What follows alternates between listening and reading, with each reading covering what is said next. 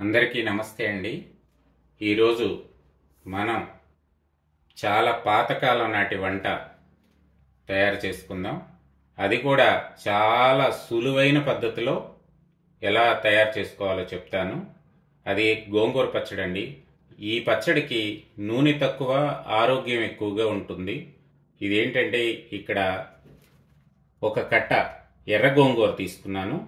దానికి తగ్గట్టుగా కారం కలిగిన పచ్చిమిరపకాయలు 9, ఒక చిన్న 2 రేకులంత చింతపండు, కళ్ళుప్పు, కొద్దిగా ధనియాలు, ఒక 10 వరకు వెల్లుల్లి గబ్బాలు, కొద్దిగా జీలకర్ర. ఈ గోంగూర అంతా ఒలుసుకుని ఉడకబెట్టేటప్పుడు మళ్ళీ చూపిస్తాను. ఈ కాడలు రాకుండా చూసుకోండి.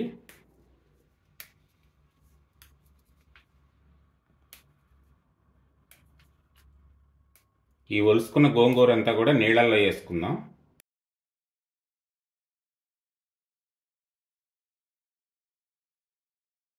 నీళ్లు పోసి గోంగూర అంతా జాడిచ్చి గిన్నెలో పెట్టుకుందాం అండి.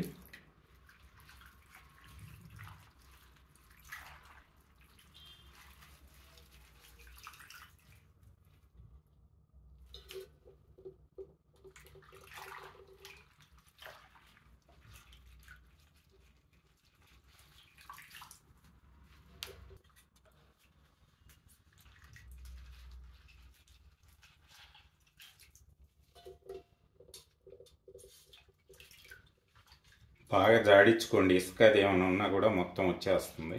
పచ్చిమిరపకాయలు ముందే కడిగాను, ఇవి కూడా వేసేస్తాను.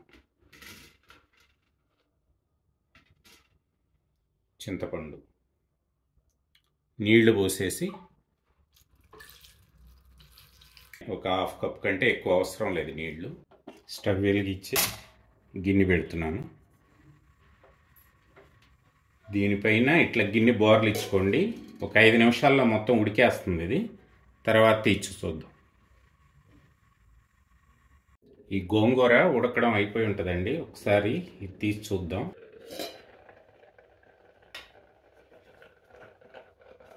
అయిపోయిందండి, బాగా ఉడికిపోయింది. పచ్చిమిరపకాయలు కూడా ఉడికినాయి. తీసేద్దాం. ఈ గోంగూరలో ముందు వేసి పెట్టుకున్నాం కదండి పచ్చిమిరపకాయలు, ఇవి కూడా బాగా ఉడికిపోయినాయి. వీటిని తీసి రోట్లో వేసుకుందాం. చల్లారినాక వేసుకోండి, చల్లారకుండా మాత్రం వేసుకోమాకండి. ఈ రోలు అవకాశం లేని వాళ్ళు ఏం చేస్తారంటే ఈ పచ్చిమిరపకాయలను ఉప్పు మిక్సీ జార్లో వేసుకుని తిప్పనట్టు ఇట్లా తిప్పేసి తీసేయండి. ఎందుకంటే బాగా మెత్తగా అవ్వకూడదు. గోంగూర ఆల్రెడీ పేస్ట్ అల్లి అయిపోయింది ఉడికి. ఈ మాత్రం ఉప్పు వేస్తున్నాను, మీరు రుచికి తగ్గట్టుగా వేసుకోండి.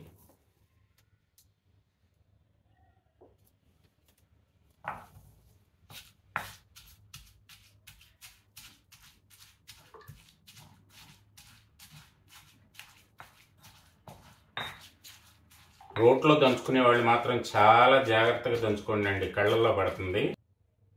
ఇట్లా కచ్చాపచ్చాగా నూరుకోండి అండి. ఇప్పుడు ఇందులో 1 టీ స్పూన్ వరకు జీలకర్ర వేద్దాం. పచ్చిదేనండి.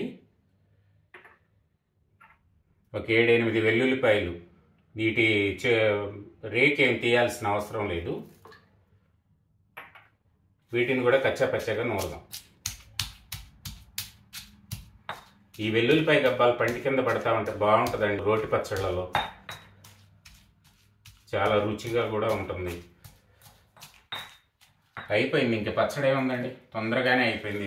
ఇప్పుడు ఇది గోంగూర ఇందులో వేసి కలిసేటట్టు ఒకసారి ఎట్లా ఇట్లా తిప్పేసుకుంటే అయిపోతుంది. మెత్తగా అయిపోయింది గోంగూర కూడా.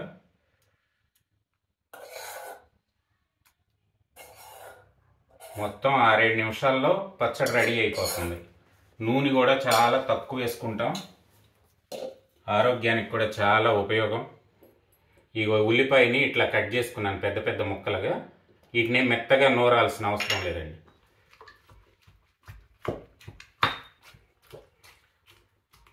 ఈ పచ్చుల్లిపాయ కూడా పెద్ద ఉల్లిపాయ బాగా ఉంటుందండి ఈ గోంగూర పచ్చట్లో.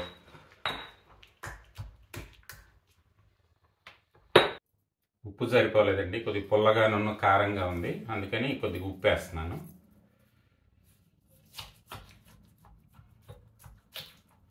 మీకు కళ్ళుప్పు లేకపోతే నార్మల్ సాల్ట్ అయినా వాడుకోండి, ఏం కాదు.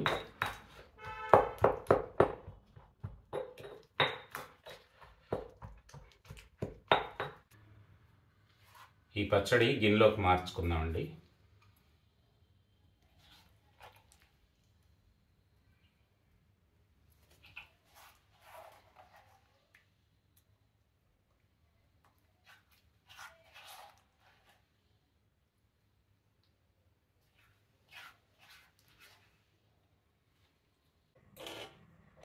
రెండు టేబుల్ స్పూన్ల వరకు ఆయిల్ పడుతుందండి. ఈ మాత్రం మెంతులు కొద్దిగానే,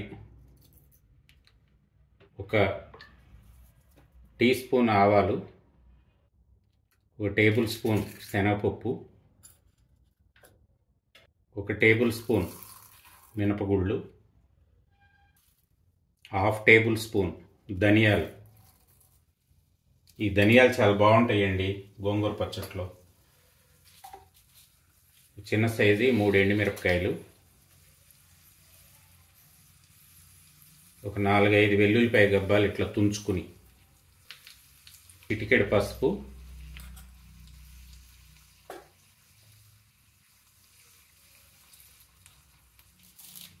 రెండు రెమ్మల కరివేపాకు.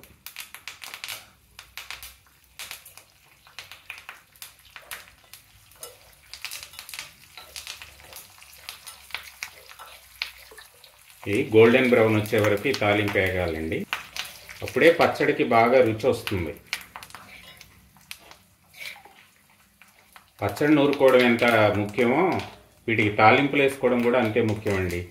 తాలింపులతో కూడా పచ్చడికి టేస్ట్ బాగా ఎన్హాన్స్ అవుతూ ఉంటుంది.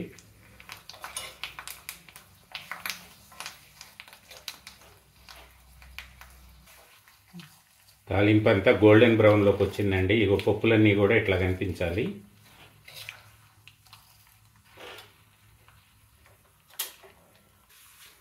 ఈ పచ్చట్లో వేసేస్తున్నా.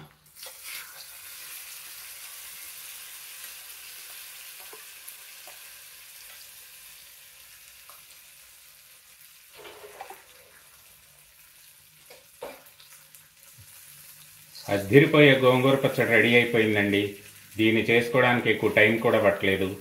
చాలా అంటే చాలా రుచికరంగా ఉంటుంది. ఒక్కసారి ఇలాంటి పచ్చడి చేసుకుని తిన్నారంటే మళ్ళీ మళ్ళీ చేసుకోవాలని అనుకుంటారు. ఈ పచ్చడి కనుక మీకు నచ్చినట్లయితే నా ఛానల్కి లైక్ చేసి షేర్ చేయండి. అలాగే ఇంతవరకు ఎవరైనా సబ్స్క్రైబ్ చేసుకొని వాళ్ళు ఉంటే please subscribe my channel. Thank you అండి.